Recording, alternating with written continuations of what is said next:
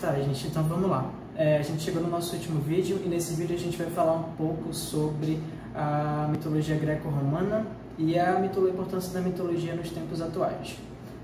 Bom, a cultura grega veio cerca de 1000 anos antes dos romanos. Os romanos acabaram adotando a ideia de ter deuses e deusas gregos. A cultura greco-romana refere-se à mistura de conhecimentos, tradições, costumes que foram formados a partir da fusão do povo grego com o povo romano. Essa fusão ocorreu a partir do segundo século a.C., quando os romanos conquistaram a Grécia e começaram a assimilar sua cultura. A cultura greco-romana não era simplesmente uma cópia simples dos modelos grego e helenísticos. Artistas, filósofos e escritores romanos o adaptaram para seus propósitos particulares, criando seu próprio estilo. Essa cultura foi o ponto de partida da tradição cultural ocidental. Se não fosse por essa fusão dos ideais romanos e do desenvolvimento grego, o mundo ocidental como é conhecido hoje não existiria. Pode-se perceber que os romanos têm uma afinidade especial para nomear seus deuses, suas divindades com as estrelas ou planetas, sendo hoje muitos deuses romanos nomes de planetas, como por exemplo Vênus, que representa Afrodite, a deusa do amor, da beleza, do desejo e da fertilidade. A escolha desse planeta como sua representação diz muito a respeito do que sentimos ao pensar em Vênus, Afrodite, sendo Vênus o planeta do corpo celeste mais brilhante do céu, também chamado de joia do céu. A sua superfície é coberta de lava, sendo o planeta mais quente do sistema solar, representando o calor e o fogo que provém do fundo imaginário, ou no que literariamente nos é representado a personificação do amor, da paixão, a sensualidade e do poder. Há uma diferença explícita em uma das divindades, o deus da guerra. Para os gregos, esse deus é chamado Ares. Já para os romanos, ele é denominado Marte. Ares foi apelidado como puramente um deus da guerra para os romanos, enquanto os romanos consideram ele, além de ser o deus da guerra, o deus da fertilidade e da agricultura. Não é difícil entender a correlação de Zeus com Júpiter, já que Júpiter é o maior planeta do sistema solar, com diâmetro de 142.984 quilômetros. Para só a nível de curiosidade, caberiam 1000 planetas terras em Júpiter. Hoje sabe-se que na atmosfera de Júpiter há grandes incidências de raios, de tempestades, e é uma grande coincidência, já que ele é a representação de Zeus para os romanos, e a gente sabe que Zeus é o deus do raio. Ou será que não foi uma coincidência? Será que os romanos, sem tecnologia necessária, já sabiam as coisas que aconteciam na atmosfera de Júpiter? É algo a se pensar. Existe uma diferença fundamental. Os gregos baseavam crenças nos mitos, já os romanos dedicavam-se sobretudo aos rituais. Por isso, há muito mais registros de deuses gregos do que romanos. A cultura greco-romana desenvolveu o conceito de beleza equilibrada e harmoniosa. Todas as suas obras buscavam proporção e perfeição. Essa característica foi apreciada principalmente em esculturas e arquitetura.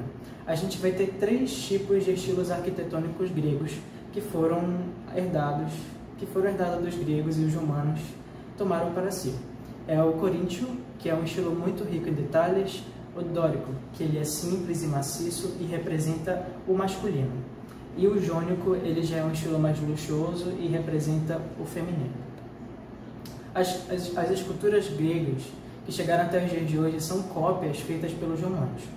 Poucos exemplos, como a Vênus de Milo, são originais. A arte grega, por sua vez, também sofreu a ação da arte romana. Uma prova disso é o uso de arcos em detrimento das colunas, na construção dos templos e palácios. Enquanto a cultura, arte e filosofia romana detinha seus preceitos na honra e no poder, a cultura grega detinha na graça, beleza e delicadeza. Essa mesclagem entre os dois, entre poder e beleza, foi o apogeu da civilização ocidental humana, como um todo, sendo o auge da humanidade artisticamente e politicamente até os dias atuais. Ademais, toda a arte e pensamento político atuais encontra suas raízes ou retorna e utiliza dos preceitos gregos e romanos. Uma curiosidade que eu quis trazer aqui para vocês é que o primeiro jornal do mundo foi criado no ano 59 a.C., por despacho de Júlio César. Foi chamado de Roma Dei Acti e compartilha minutos diários de notícias. Duas sugestões de livros que eu posso trazer para vocês que querem se aprofundar mais nessa arte e história greco-romana. O primeiro é Histórias Greco-Romanas. Esse livro aborda histórias como Hermes e os Lenhadores, o próprio Teseu e o Minotauro, Dédalo e Ícaro, Eco e Narciso, histórias conhecidas naquela época nos tempos da Grécia e Roma.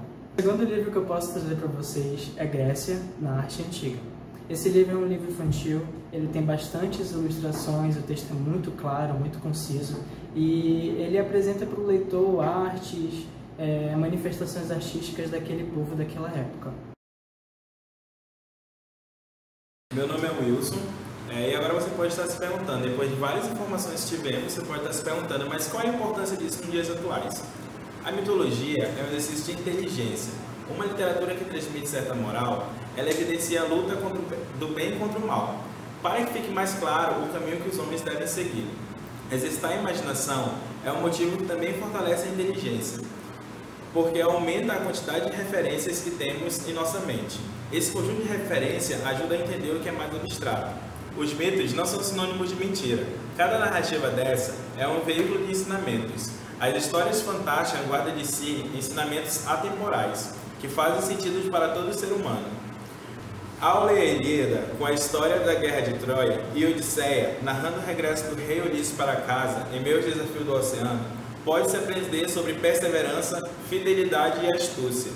A vida fantástica desses personagens desenha um caminho de conhecimento de um mundo do ser humano, e suas questões fundamentais, tais como a existência, as inclinações da alma e o sentido da vida.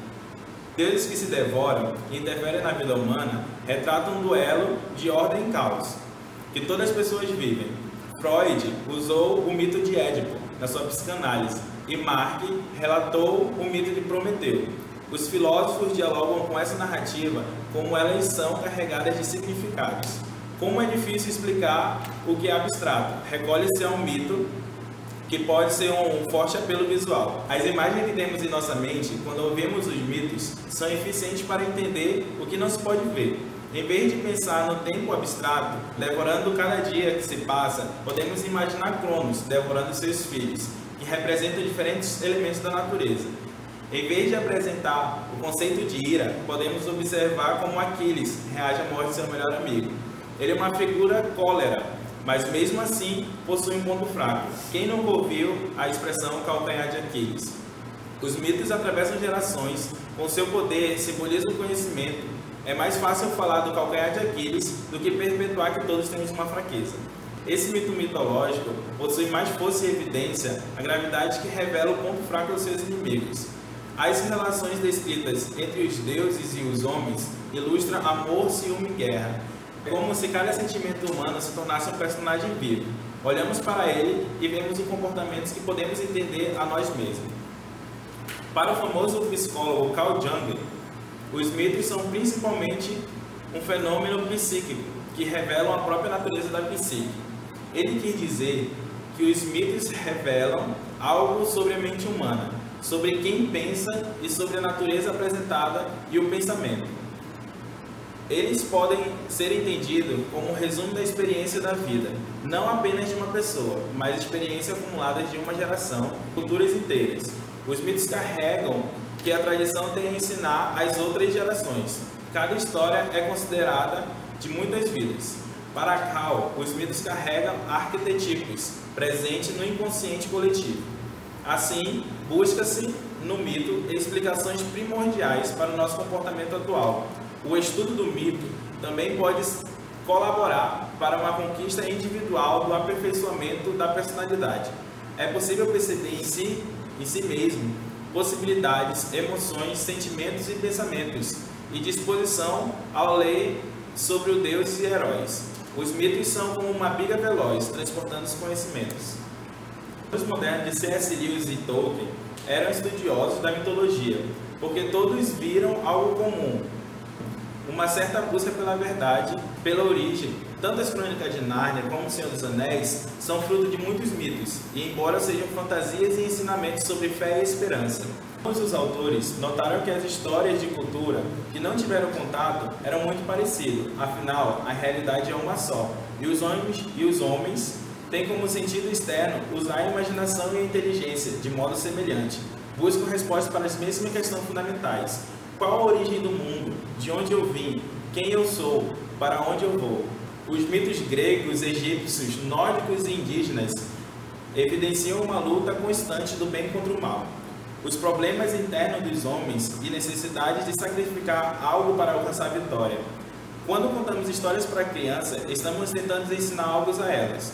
Os contos de fada, fábula e as demais histórias fantásticas revelam um mundo que não existe e cheio de personagens fictícios que possuem poderes mágicos, e é mais fácil ensinar para uma criança não mentir usando a história do Pinóquio do que dizer que aquilo é errado. A história mostra as consequências das ações. O mesmo se dá aos mitos. Ensinam valores e continuam a ensinar o que fazer e o que não fazer. Isso é tão universal que atrai pessoas do mundo todo até hoje. Nós ainda nos identificamos com a dificuldade e superações dos homens comuns, heróis e deuses. Bom, gente, esse foi nosso vídeo. A gente espera que vocês tenham gostado. Eu sei que foi um pouco corrido, mas a gente deu o nosso melhor. E é isso, gente. Muito obrigado se você assistiu até aqui. Um beijo e valeu. Tchau.